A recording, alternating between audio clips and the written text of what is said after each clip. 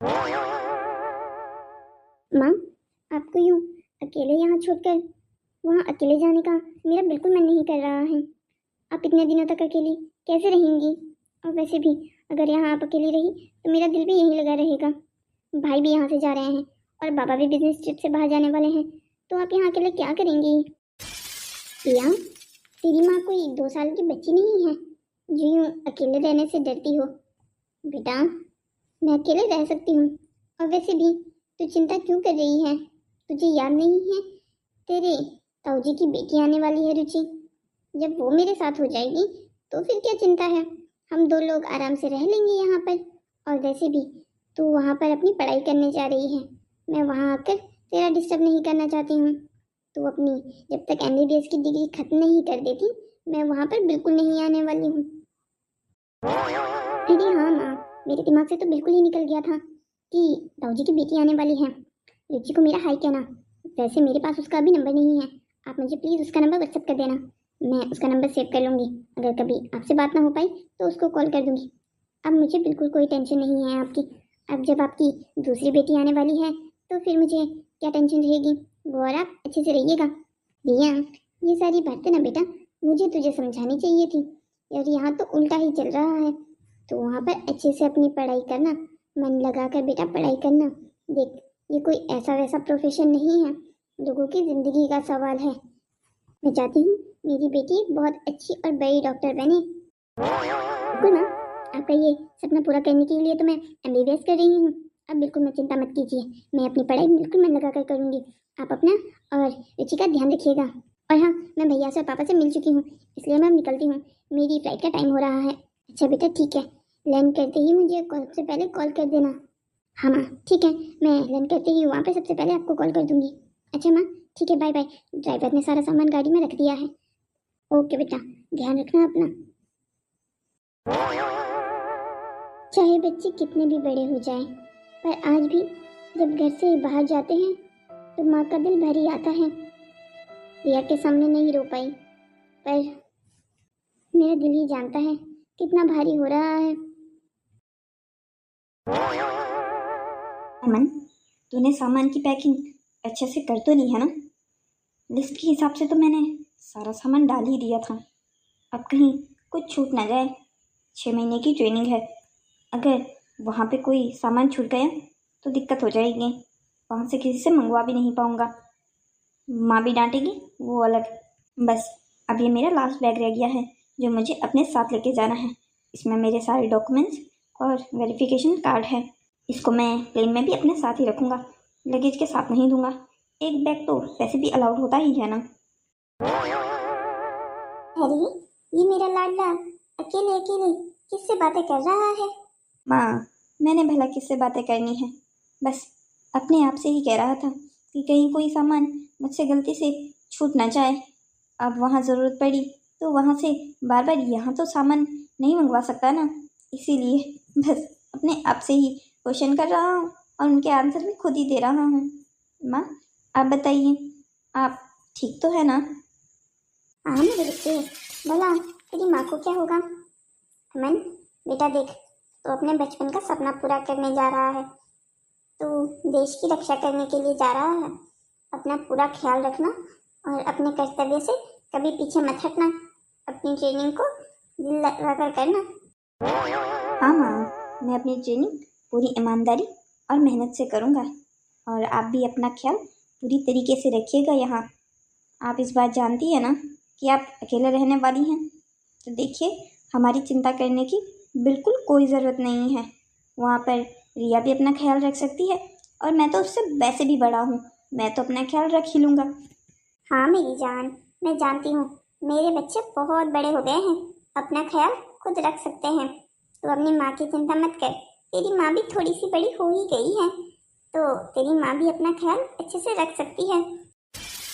नहीं माँ, बात वो नहीं है। हमेशा जब मैं और रिया यहाँ नहीं होते थे तो कम से कम हमें आपकी टेंशन नहीं होती थी, क्योंकि बाबा आपके साथ रहते थे। पर इस बार देखिए ना, सबकी टाइमिंग कैसी पड़ी है। मुझे और रिया को भी आज जाना है, और बाबा को भी। आपने बताया था कि रुचि आने वाली है, पर वो भी तो आज नहीं आ रही है। उसे आने के लिए भी कम से कम 2 दिन लगेंगे। नहीं, तू चिंता मत कर, तेरी बहन कल आ जाएगी सुबह। क्या रुचि कल सुबह आने वाली है? काश आज ही आ जाती तो कम से कम उससे भी मिल लेता। लास्ट टाइम कब मिला था मुझे तो याद भी नहीं है, शायद 6 साल हो गए हैं उस बात को। हाँ बेटा, समय तो काफ़ी हो गया है तुम लोगों को उससे मिले हुए। अब तो वो भी तुम्हारी तरह बड़ी हो गई है। अच्छा माँ, वो तो ठीक है, पर रुचि यहाँ करेगी क्या? उसने कुछ अपने करियर के लिए सोचा भी है?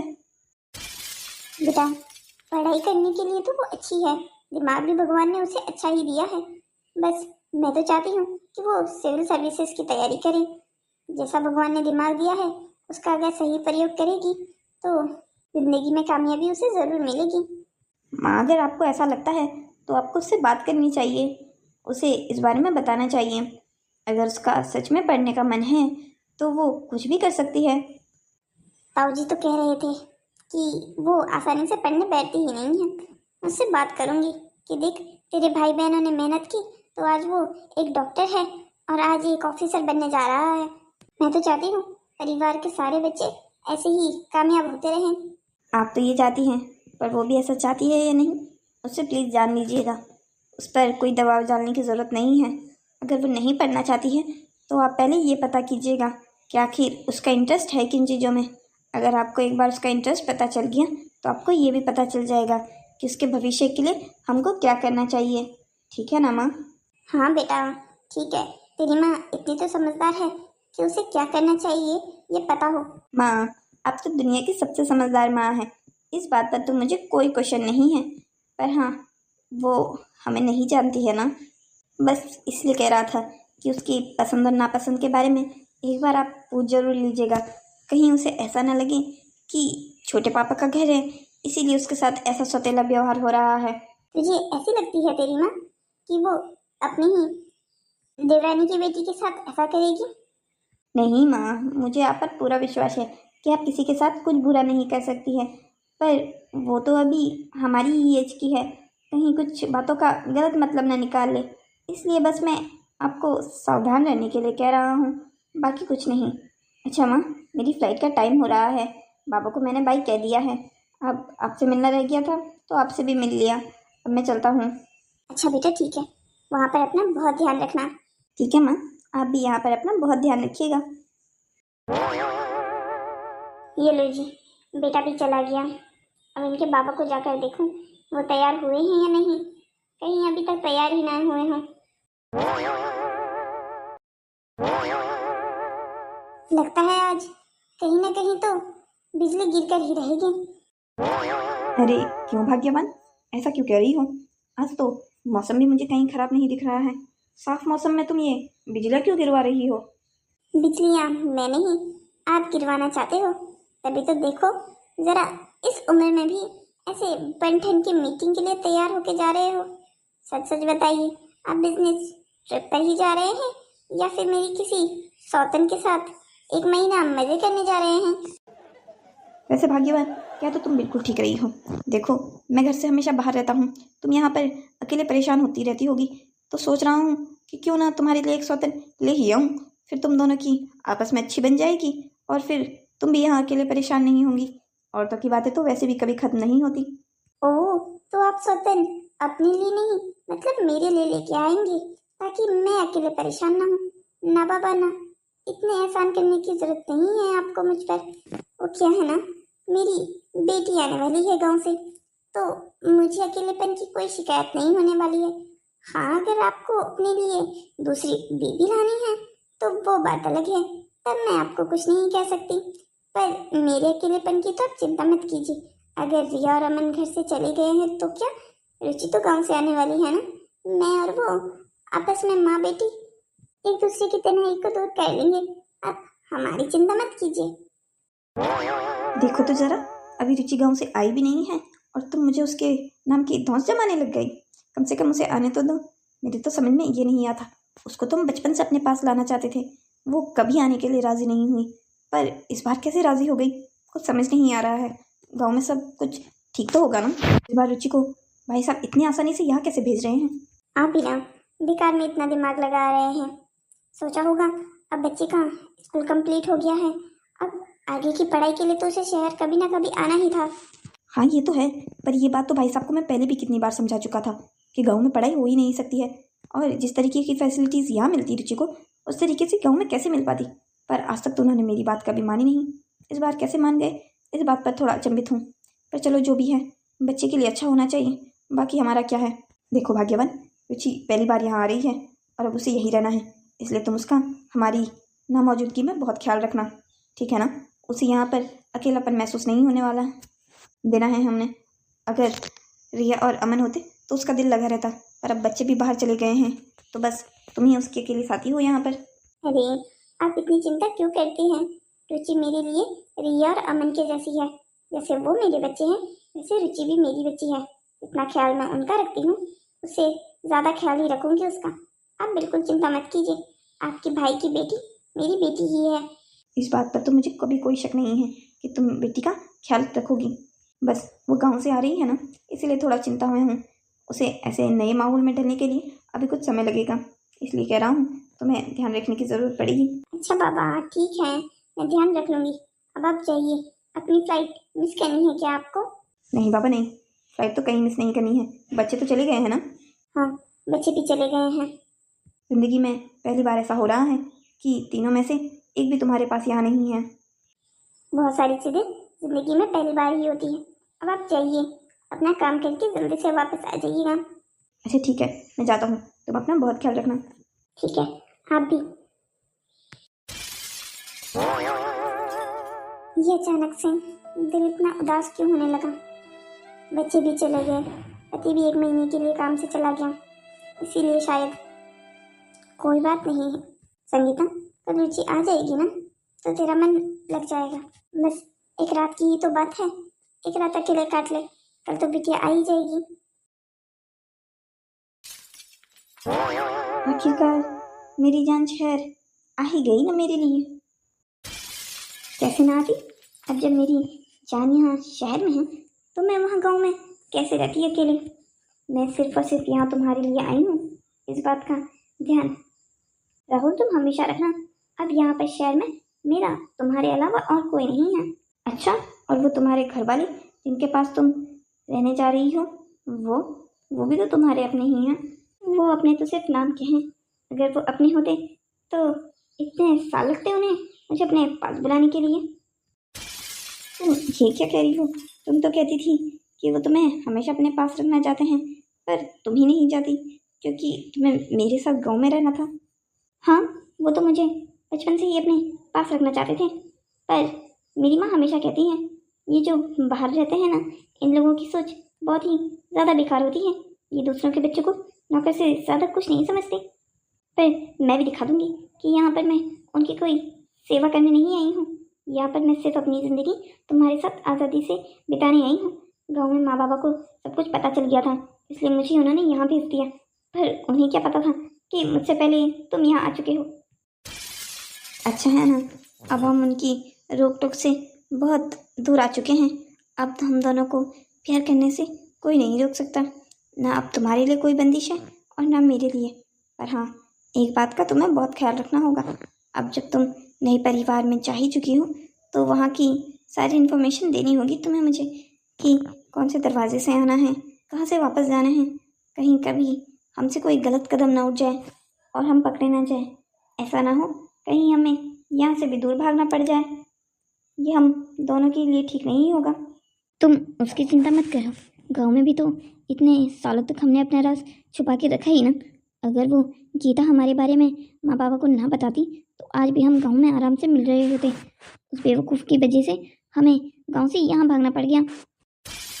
कभी कभी बुराई में भी भलाई छुपी होती है। अगर वो हमारे घर वालों को ना बताती हमारे बारे में तो फिर हमें यहाँ आने का मौका कैसे मिलता। हाँ, ये बात तो तुम बिल्कुल ठीक कह रहे हो। अच्छा ठीक है, अब तुम्हारी माँ वहाँ पर इंतज़ार कर रही होगी।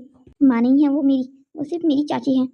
हाँ हाँ, मतलब वही, तुम्हारी चाची तुम्हारा घर पर इंतज़ार कर रही होगी। कहीं तुम्हें लेट हो गई तो वो कहीं किसी को भेज ना दे तुम्हें ढूंढने के लिए, इसलिए तुम्हें अभी घर जाना चाहिए। हम बाद में फ़ोन पर बात कर लेंगे ना। अच्छा ठीक है, मैं भी घर जा रही हूँ, तुम भी आराम करो जाकर। हम कल मिलते हैं। हाँ बिल्कुल, हम कल मिलते हैं। जी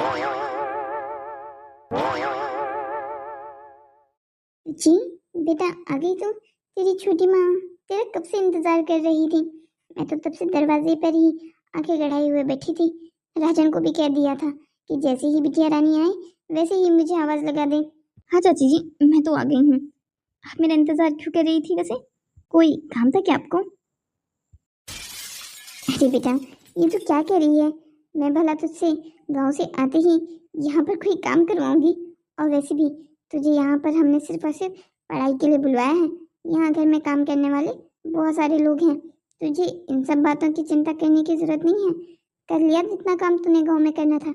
यहाँ पर तुझे अपना जूठा गिलास भी उठाने की जरूरत नहीं है। तू उस सब की चिंता मत कर। तुझे यहाँ सिर्फ और सिर्फ पढ़ाई करनी ही है।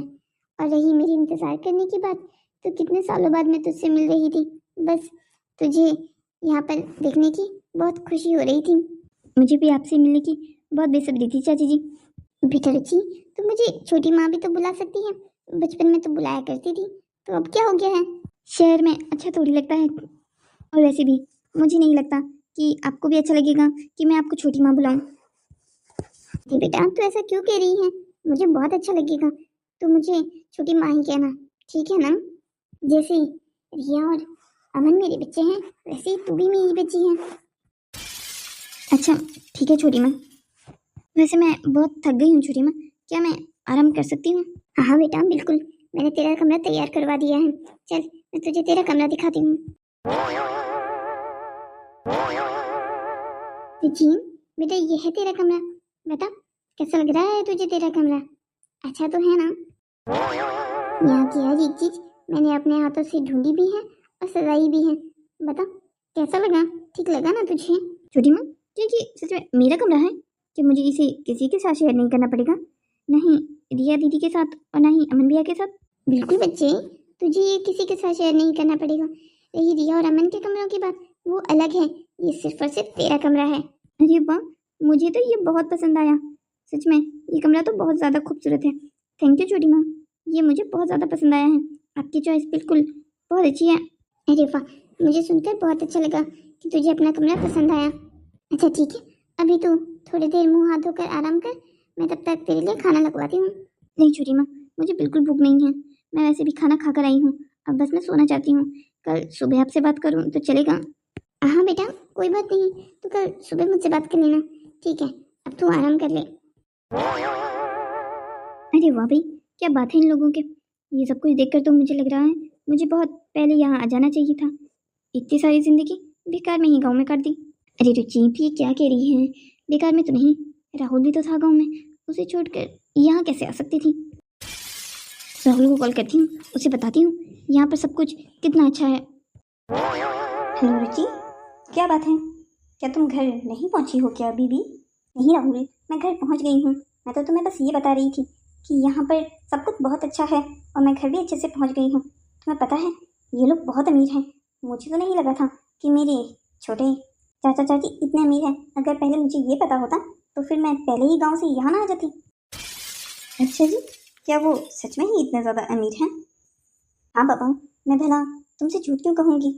तुम्हें कभी मौका मिले तो तुम ज़रूर यहाँ आना। तुम भी देखना कि मेरे घर वाले कितने ज़्यादा अमीर हैं।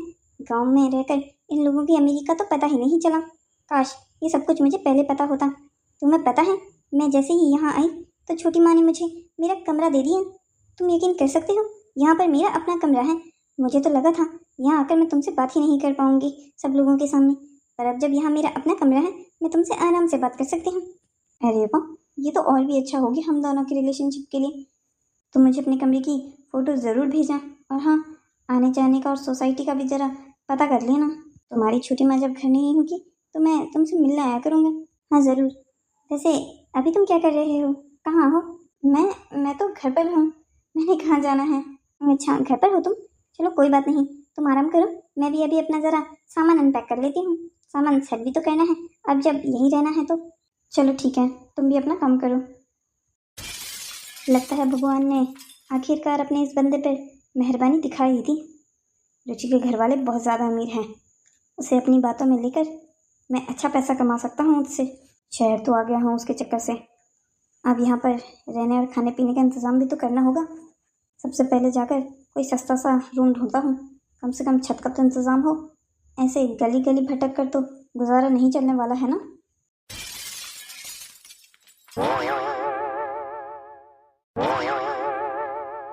हेलो मम्मा, क्या बात है? आज आपने इतनी सुबह कॉल किया? सब कुछ ठीक तो है ना? मैं बस हॉस्पिटल के लिए निकलने ही वाली थी। हाँ बेटा, हाँ, यहाँ सब कुछ ठीक है। बस मुझे तेरी याद आ रही थी तो तुझे कॉल कर लिया। कहीं मैंने सुबह सुबह तुझे परेशान तो नहीं कर दिया ना? नहीं मम्मा, आपका कॉल भला मुझे कभी परेशान कर सकता है ना? वैसे आप बताइए, क्या हो रहा है घर पर?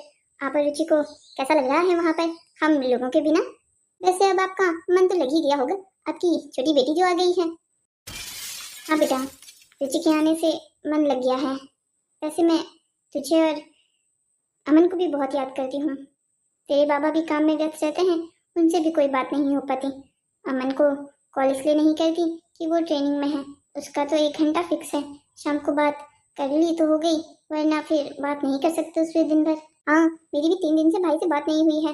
ठीक है, आज मैं उन्हें शाम को कहती हूँ कि क्यों ना हम लोग फैमिली कॉन्फ्रेंस में वीडियो कॉल लगाएं। हाँ, ये ठीक रहेगा। तेरे बाबा को भी बता देना कि शाम को कोई मीटिंग ना रखें अपनी। हाँ माँ, ये ठीक रहेगा। आप बताइए, अब आप क्या करने वाली हैं इसके बाद? कुछ नहीं बेटा, कमला आंटी के यहाँ पर आज कथा है, तो बस सोच रही हूँ दिन में क्यों ना उनकी थोड़ी काम में मदद करवा दूँ। अरे वाह, ये तो बहुत अच्छा है। आपका टाइम भी बिजी हो जाएगा। ठीक है माँ, अभी मैं हॉस्पिटल के लिए निकलती हूँ, आप भी अपना काम कर लीजिए। अच्छा ठीक है बेटा, अच्छे से अपनी इंटर्नशिप करना। ओके माँ, ध्यान रखिए अपना। तुम भी बेटा, तुम भी अपना बहुत ध्यान रखना। अब इन लोगों को मैं क्या बताऊँ कि रुचि के आने के बाद तो मैं और भी अकेली हो गई हूँ।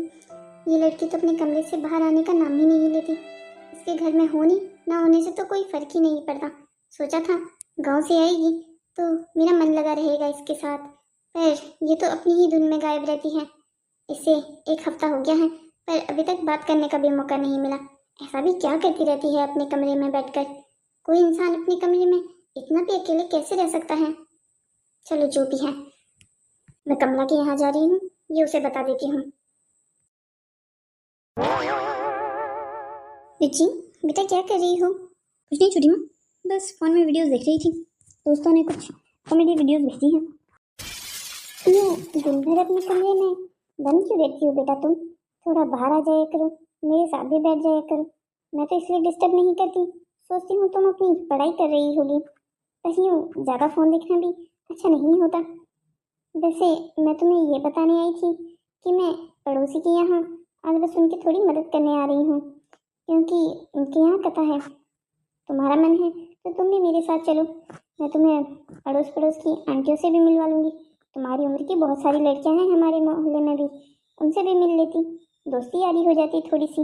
इसी बहाने तुम उनके साथ घर से बाहर भी चली जाया करोगी। नहीं छोटी माँ, मेरा बिल्कुल मन नहीं है, और वैसे भी मुझे अपने दोस्त बनाने में काफ़ी समय लगता है।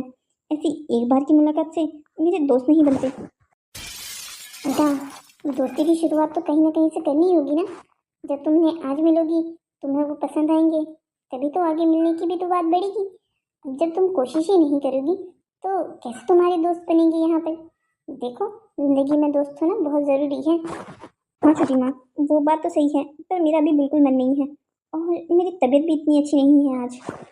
अच्छा चलो ठीक है, तुम आराम करो, मैं चली जाती हूँ। वैसे घर पे क्या सिर्फ फिर मैं बचूंगी? वो काम वाली आंटी? बेटा वो छुट्टी पर है, क्या तुम्हें घर पे अकेले नहीं रहना है? अगर तुम्हें डर लगता है तो मैं भी रुक जाती हूँ। ये अच्छा मौका है राहुल को घर बुलाने का। अगर छोटी माँ यहाँ रुक गई तो मैं उसे नहीं बुला पाऊंगी। अरे नहीं नहीं छोटी माँ, ये क्या कह रही हैं? जब मैं गांव में इतने बड़े घर में अकेली रह सकती थी, तो यहाँ तो रह ही सकती हूँ। बेटा गाँव और शहर की बात अलग है। गाँव में तुम सबको जानती हो, यहाँ तुम किसी को नहीं जानती हो। फिर भी मैं अकेले रह लूँगी, आप मेरी चिंता मत कीजिए, आप जाइए। अच्छा चलो ठीक है, मैं जाती हूँ। घर का दरवाज़ा अच्छे से बंद कर देना। हाँ हाँ ठीक है छोटी माँ, आप बिल्कुल चिंता मत कीजिए। अरे वाह, और 1 हफ्ते बाद राहुल से मिलने का मौका मिल रहा है। इतने समय से सिर्फ हमारी फ़ोन से बात हो रही है। राहुल को कॉल करती हूँ और कहती हूँ जल्दी से यहाँ आ जाए। राहुल, क्या तुम मेरे गेट के बाहर ही खड़े थे? इतनी जल्दी कैसे आ गए? या तुम्हारा घर भी बहुत नज़दीक में है? अरे इस बेवकूफ़ को कैसे बताऊँ कि मैंने इसके घर का चप्पा चप्पा छान रखा है। अरे हाँ, मेरा घर भी तुम्हारे घर से ज़्यादा दूर नहीं है, बस 30 मिनट लगते हैं आने के लिए। वैसे बहुत आलीशान घर है तुम्हारे घर वालों का, मुझे नहीं पता था कि तुम इतनी अमीर हो। वैसे ये बात तो मुझे भी नहीं पता थी। छोटे पापा ने शहर आके बहुत अच्छा किया। देखो तो ज़रा कितनी बड़ी कोठी खड़ी कर दी है उन्होंने, और अब तो उनके बच्चे भी एक ऑफिसर और एक डॉक्टर है। अरे वाह, लगता है तुम्हारे घर वालों के पास नोटों की भी गड्डियाँ रखी हुई होगी घर पर। भाई ये तो मुझे नहीं पता, मैं तो जब से आई हूँ तब से अपने ही कमरे में बंद हूँ। छोटी माँ घर से बाहर जाती नहीं और उनके होते हुए मुझे बाहर आने का मन नहीं करता। क्या तुम भी रुचि, मेरा इतना बड़ा घर होता ना तो मैं हर चीज़ एक एक्सप्लोर करता। तुमने तो अभी तक मोहल्ला भी नहीं देखा। बाहर जाओ तो क्या आलीशान सोसाइटी है तुम्हारी। मैं अब जब ही आ रहा था तब देखा। लगता है यहाँ तो सब सारी मोटी पार्टियाँ रहती हैं जिनके पास अरबों और खरबों के हिसाब से पैसे हैं। हो सकता है, पर उससे हमें क्या लेना देना, उनके पैसों पर हमारी क्या जिम्मेदारी।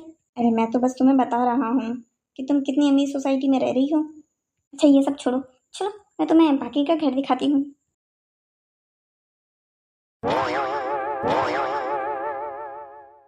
अरे ये आलीशान कमरा किसका है भाई? जो सबसे पहले दिखाया था वो मेरा कमरा है, और ये शायद राहुल भैया का कमरा है।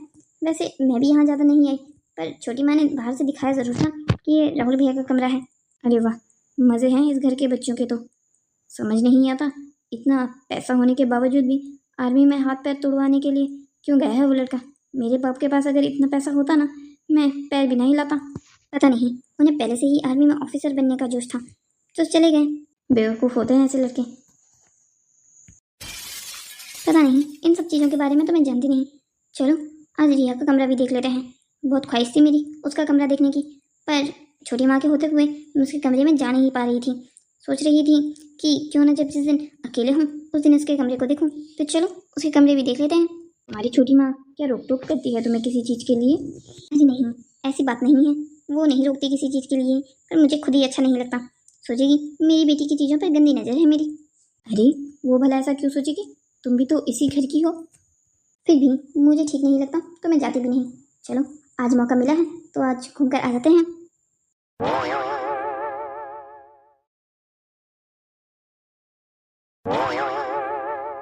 ओ भाई साहब, ये कमरा है या कोई महल? ये तो अकेला कमरा ही महल के बराबर है। भाई तेरी बहन है या कहीं की राजकुमारी? देखा तुमने छोटी माँ का दोगलापन। मुझे यहाँ आकर कहती थी कि मैं उनकी बेटी के जैसी हूँ। अगर मैं बेटी की जैसी हूँ तो इतना भेदभाव क्यों? मेरा कमरा देखा तुमने? इसके मुकाबले तो वो माचिस की डिबिया है। ये कमरा देखो ज़रा कितना बड़ा है। वो यहाँ नहीं है फिर भी ये कमरा ऐसे सजा है जैसे मानो वो यही हो। वहाँ देखो शीशे के पास कितने अच्छे फूल लगे हैं, लगता है जैसे आज ही लगाए हों। ना होते हुए भी उनके कमरे का इतना ध्यान रखा जा रहा है। अरे भाई तो वो इस घर की बेटी है, अगर उसके कमरे का ध्यान नहीं रखेंगे तो क्या तुम्हारे कमरे का ध्यान रखेंगे? तो मैं भी तो इस घर की बेटी हूँ ना, मुझे भी ऐसा ही कमरा देना चाहिए था छोटी माँ को। इतना भेदभाव करने की क्या ज़रूरत है? मेरे पापा भी अगर गाँव की ज़मीन बेचकर यहाँ आते ना तो आज उनका भी ये सब कुछ होता। पर वो आए तो नहीं ना। अब जैसा भी है वो तुम्हारे सामने ही है, पर एक चीज़ ऐसी हो सकती है जिससे ये सब कुछ तुम्हारा हो जाए। और वो कैसे?